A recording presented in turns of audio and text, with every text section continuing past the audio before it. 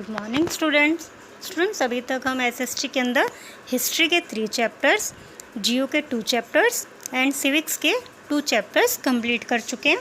आज हम जियो का 3rd चैप्टर स्टार्ट करेंगे, our changing earth. So be ready with your books, page number 12। Open your book please. Yes students, our changing earth. The lithosphere is broken into number of plates. जो lithospheres होती है वो बहुत सारी plates के अंदर break down हो जाती है और जिनको हम बोलते हैं लिथोस्फीयरिक प्लेट्स। आप सरप्राइज होंगे कि ये जो प्लेट्स होती हैं, ठीक है, ये बहुत ही ज़्यादा स्लोली, इतनी स्लोली कि हमें पता भी नहीं चले, इतनी स्लोली ये मूव करती हैं। जस्ट अ फ्यू मिलीमीटर, ठीक है, जैसे कि फ्यू मिलीमीटर, 1 मिलीमीटर आपको पता है ना, मैथ्स में किया आपने मिलीमीटर्स, तो 1 मिलीमीटर से भी कम जितना ये मूव करती है, इतनी धीरे धीरे मूवमेंट्स करती हैं। और ये मूवमेंट क्यों करती हैं? Because of the molten magma inside the earth. जब ये मोल्टन मैग्मा जो होता है इनसाइड द अर्थ, ये सर्कुलर मैनर के अंदर एक्टिविटी करता रहता है। जब ये सर्कुलर एक्टिविटी करता है अर्थ के अंदर, तब ये हमारी जो लिथोस्फेरिक प्लेट्स होती हैं ये बिल्कुल स्लाइटली मूव करती हैं। और this movement of this plate causes change. इनकी वजह से हमारे अर्थ के सरफेस के ऊपर चेंजेस होता है। और अर्थ मूवमेंट जो है ये 2 फोर्सेस के अंदर डिवाइड हो जाती है, एंडोजेनिक फोर्स और एक्सोजेनिक फोर्स। एंडो मीन्स अंदर के साइड, इंटरनल, और जेनिक मीन्स ओरिजिन, जहाँ से इसका ओरिजिन होता है, तो इसको बोलते हैं एंडोजेनिक फोर्स। और एक्सोजेनिक, एक्सो मीन्स बाहर, आउटसाइड, और जेनिक मीन्स ओरिजिन, तो जो बाहर की साइड से फोर्सेस लगते हैं। तो जो अर्थ के अंदर जो मूवमेंट होती है एंडोजेनिक फोर्सेस के अंदर, वो होती हैं सडन फोर्सेस के अंदर क्या आ जाते हैं हमारे, जैसे अर्थक्वेक, वल्केनो, लैंडस्लाइड्स, ये जो आते हैं। और जो एक्सोजेनिक, बाहर आउटर जो हमारे फोर्सेस होते हैं, जैसे ये हमारे सॉइल इरोजन है या कोई किसी भी टाइप का डिपोजिशन, एक साइड से ले जाकर दूसरी जगह जाकर जो डिपॉजिट कर देते हैं, that one is a deposition. ये किस किस रीज़न से हो सकता है? रिवर से, विंड से, सी वेव्स जो आती हैं, या कोई भी ग्लेशियर्स से, इनको बोलते हैं एक्सोजेनिक फोर्सेस। और जो अर्थक्वेक और वल्केनोज आते हैं, ये आते हैं sudden movement at the other time production of the slow movements.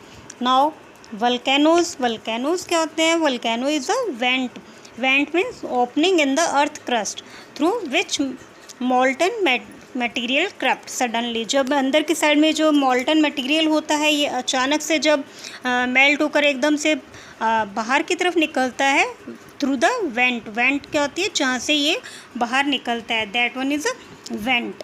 1 minute students, ये आप वेंट को देखिए ज़रा ध्यान से पिक्चर में। ये स्टूडेंट्स, ये देखिए पिक्चर के अंदर वेंट है।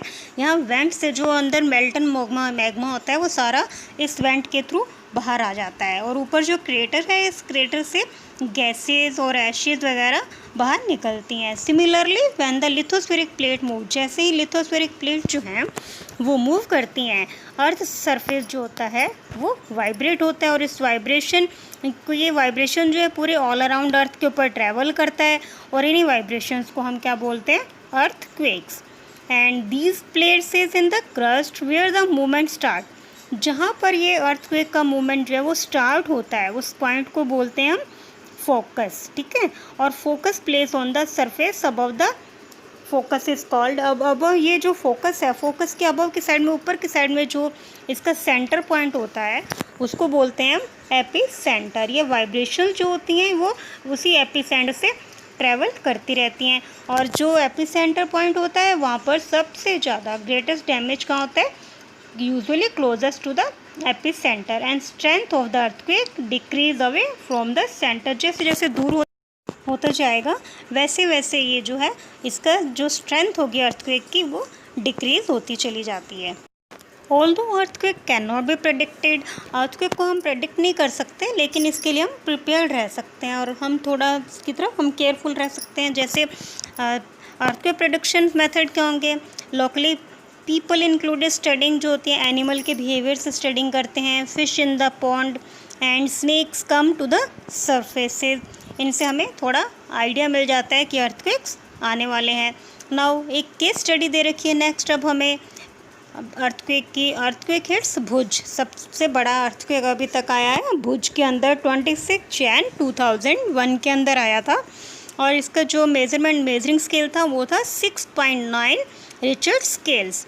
और ये क्या होता है स्टूडेंट्स, 6.9 जो होता है बहुत ही ज़्यादा डेंजरस माना जाता है, क्योंकि जो अर्थक्वेक होता है इसको मेज़र करने की मशीन जो होती है उसको हम बोलते हैं सीज़मोग्राफ। और तो मैग्नीट्यूड होता है अर्थ के अंदर के साइड में जिससे ये अर्थक्वेक्स आते हैं उसको मेज़र करने का स्केल को बोलते हैं रिचर्ड स्केल। एंड अर्थक्वेक जो 2 पॉइंट का होता है ये सबसे कम माना जाता है, इससे हम सिर्फ हल्का सा फील करते हैं। और जो 5 पॉइंट का होता है वो कॉजेस डैमेज फ्रॉम थिंग्स, इससे चीज़ों का डैमेज होता है, मतलब बिल्डिंग्स गिर जाती हैं, ये सब डिस्ट्रक्शन जो होते हैं 5 पर आने स्टार्ट हो जाते हैं।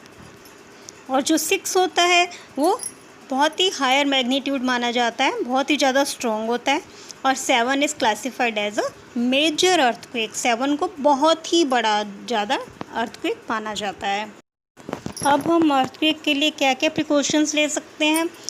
सेफ स्पॉट पर चले जाएं, अगर हमें लग रहा है कि अर्थक्वेक आ रहा है तो हमें, अगर किचन में है या किसी रूम में है तो हम अंडर द टेबल या डेस्क के नीचे अपने आप को हम सेफ कर सकते हैं, या वॉल के कॉर्नर पर जा सकते हैं। स्टे अवे फ्रॉम, कहाँ से दूर रहना चाहिए, from fire places, areas around chimneys के आसपास का एरियाज़, ऐसी विंडोज़ जो शटर्ड हैं, टूट रही हैं या जिनके ऊपर मिरर लगे हुए हैं, तो और ऐसी वॉल्स जहाँ पर कोई पिक्चर्स लगी हुई हैं, फ्रेम वर्क हैं, तो उनसे हमें दूर रहना है।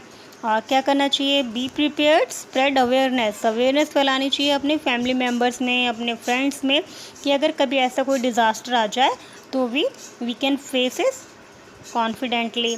Now students, major landforms. Landscaping is being continuously worn away by two process होते हैं लैंडस्केपिंग के, वेदरिंग एंड इरोजन। वेदरिंग क्या होती है, weathering is the breaking up of rocks on the earth surface. And what is erosion, erosion is the wearing away of the landscape by different agents like water, wind and ice. Erosion किन से होता है, जैसे soil erosion, water erosion, ठीक है। तो ये किन से रीजन हो सकता है, वाटर है, विंड है या आइस है। इरोजन से इनके रीजन्स हो सकते हैं, एजेंट हैं ये। द इरोडेड मटेरियल, अब जो उसने इरोड किया मीन्स मैटर को, जो भी मटेरियल था उसने इरोड किया, उठाकर एक जगह से दूसरी जगह लेके जाती है तो कहीं पर तो डिपॉजिट होगा। Material is carried away by water, wind and eventually deposit, और उसको डिपॉजिट भी करना है, तो इस प्रोसेस को बोलते हैं erosion and deposition create different landform. तो इरोजन किया, फिर उसने उठाया, फिर दूसरी कहीं पर जाकर वो मटेरियल जो है डिपॉजिट हो गया, इकट्ठा हो गया, तो इस तरीके से एक लैंडफॉर्म, एक डिफरेंट लैंडफॉर्म जो है वो बन जाती है अर्थ के सरफेस के ऊपर। This one is major landforms. तो this much for today students. Next part we do continue in next class. Okay students, I hope you understand your chapters. Okay students, stay safe, stay home. Thank you.